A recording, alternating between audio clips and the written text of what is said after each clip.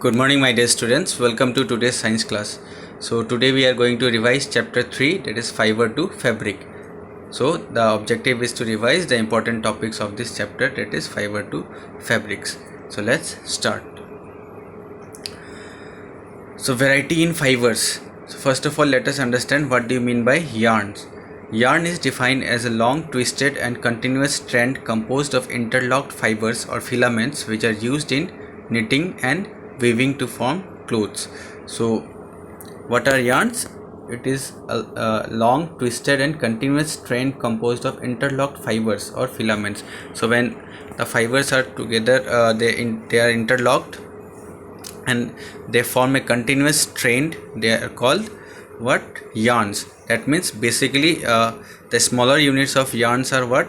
The main fibers or the threads. So when the threads are combined and they form a long filament, it is called what? Yarns. So this yarn can be further used to make fabric. So if you see here, we have the definition of fibers as well. The thin threads of or filaments which form a yarn are called fibers. So basically these are the smaller units of yarn, we can say. So fibers, when they combine, it forms they form yarn, and then yarn is further used to make fabric. So yarn is defined as long, twisted and continuous strand composed of interlocked fibers. So these fibers, uh, they are combined and they form a continuous strand composed of interlocked fibers. So this fiber, when they are combined with different fibers and they are twisted, then they form a long strand, continuous strand, and this continuous strand is called what? Yarns. Now or on further processing of this yarn, we get the fabric. So here is a flow chart which will help you to understand which is the smallest unit here and then which is the end product here. So here fiber is first converted into yarns, and from yarns we get the fabric. So this is again important, this portion, so you can remember this. So from fiber to yarn, from yarn to fabric. So now let us understand, let us see what are the different types of fibers which exist. So here we have, fibers can be broadly classified into two broad categories. Now you all know fibers are mainly classified into two types, that is natural fibers and synthetic fibers. And in this chapter we are mainly going to study about the natural fibers, and that too about plant fibers. So in class 7 again you have this chapter fiber to fabric, where you will be studying about again the natural fibers, but there you will be studying about wool and silk, which are animal fibers. But in this chapter we will study about what? Plant fibers. So in class 6 you will be studying about plant fibers, and when you will reach class 7 you will be studying about animal fibers, how animal fibers are converted into fabric. So now let us see the first type of plant fiber, which is cotton. Now let us just see the classification of natural fibers first. Natural fibers that come from plants and animals, that is they are found in nature, are called natural fibers. For example, we get jute and cotton from plants, whereas wool is acquired from the fleece of a goat or sheep. It can also be acquired from the hair of yak, rabbits and camels. And then we have also silk fiber, which is procured from the cocoon of silkworms. So this is about natural fibers. So mainly there are two sources, plant source and animal source. So from for example, jute, cotton, they are from plant sources. Then we have wool and silk, which are animal sources. So about wool and silk, as I said, you will be studying in class 7, and in this in class 6 we will mainly study about how jute fibers or yarns are obtained, and also how cotton fibers or yarns are obtained. So let us also know about few synthetic fibers, even though we are not going to study much about synthetic fibers in this class. So fibers that are made of chemical substances are called synthetic fibers. substances are not found directly in nature. So these substances are not found directly in nature, they are rather being made in the chemical industries. So these type of fibers are known as what? Synthetic fibers, and there are certain examples like nylon, acrylic or polyester. So these three fibers are what? Synthetic fibers. They are made in the industries using some chemicals. So these chemical substances, they are processed and then we get the artificial fibers or synthetic fibers. So let us see the difference. Now natural fibers, they are found in nature. Example, wool and silk. This is not wool, this is wool. So L is missing, so you can just put here one L. So this is L. So wool, silk and cotton, etc. So here we have animals as well as plants fiber. So they are good absorbent and so able to absorb heat, temperature, cold, sweats. So they are preferred during summer for these qualities. What? They are good absorptions of heat. So they can absorb heat, temperature and also cold. So they are preferred over the artificial or synthetic fibers because of these qualities. Then no spinning process is required for filament production. Then they are comfortable to use.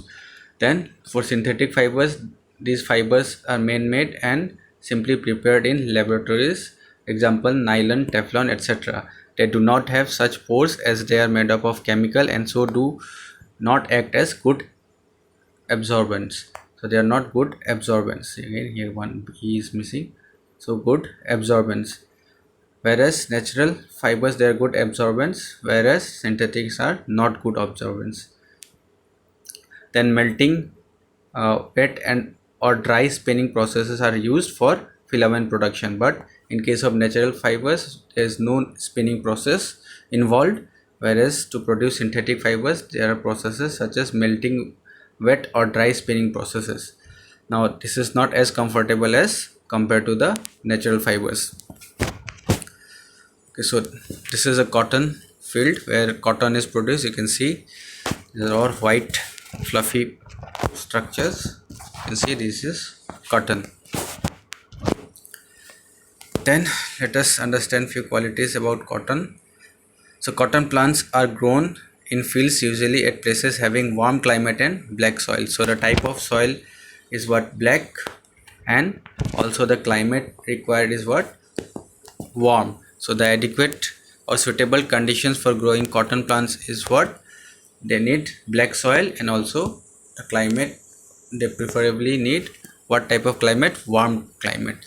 Some cotton producing Indian states are Punjab, Gujarat, Madhya Pradesh, Karnataka, Maharashtra. So try to remember these examples and the states where cotton is mostly found. So it is found in the states of Punjab, Gujarat. They are quite warm. Madhya Pradesh, Maharashtra. Okay, so these are some of the states where cotton plant is grown. Now cotton plants bear fruits the size of a lemon called cotton balls. So they bear fruit which is almost a size of a lemon, and they are called cotton balls, which burst open upon maturing. So when they mature they burst and the seeds wrapped in cotton fiber become visible. So when they burst we can see that white fluffy part. So that white part is called cotton. So how can we extract cotton fiber from it? So we can extract it by the process called ginning. So we'll see what is ginning. Cotton is generally picked by hands from these balls. So from these balls they are being taken out and they are extracted, and then cotton fibers are being extracted from this cotton balls. So how these fibers are obtained from cotton balls? By the process called ginning. So ginning of cotton can be defined as the process of separating cotton fibers from cotton seeds. So the process of separating the seeds from the we all know seeds are also present in these small cotton balls. So the process of removing the seeds from these cotton balls is called ginning. So traditionally ginning used to be done by hand, but nowadays machines are also available. So basically machine known as what? Double roller is used for ginning. So here you can see a boy doing this, separating the seeds and this process is called what? Ginning. So next plant fiber is what? Jute. So let us see what type of soil is required for jute and where it is grown. Now a jute fiber is obtained from the stem of the plant. So which part of the plant is used? Stem of the plant is used to produce or to get the jute fiber. So unlike cotton, jute is cultivated in the rainy season. So they are not cultivated in the warm or summer season, they are cultivated in what? Rainy season. So some jute producing Indian states are Bihar, Assam and West Bengal. So there we saw examples such as Punjab, Maharashtra, Gujarat, and here we are seeing the states where jute plant is grown are Bihar, Assam and West Bengal. So the plant is harvested during its flowering stage. So when it is in its flowering stage, it is being harvested. The stems are taken and the stems of these harvested plants are then soaked in. They are soaked in water for 4 to 5 days. So they are immersed in water for 4 to 5 days and then the stems are left to rot and then fibers are picked out by hand. So once they start rotting, they become loose. The fibers can be easily extracted from these stems. So this is how jute fibers are obtained. Next we'll see how yarn is produced both for cotton and jute plant. So these things we'll discuss in the next class. So for today's class, this much only. Thank you my dear students.